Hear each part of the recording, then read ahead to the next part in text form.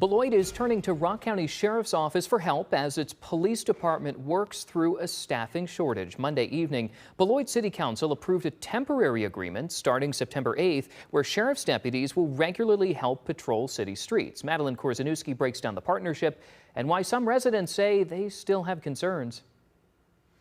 It's going to be very imperative if they're going to be here in our city. The chief had reached out to me, the sheriff, as well as our office to discuss if we'd be in agreement to try to assign some deputies down here during second and third shift to be able to facilitate their patrols due to some staffing issues that they had.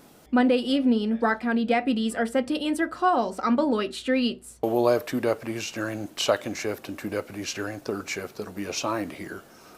They will respond to the normal calls that a Beloit officer would respond to. The city of Beloit will reimburse Rock County for deputies' time. Rock County Sheriff Kurtfeld says added shifts will most likely be covered through overtime, keeping the county's existing patrol coverage in place. Our goal isn't to lessen what we do out in the county. Our goal is to supplement the city of Beloit.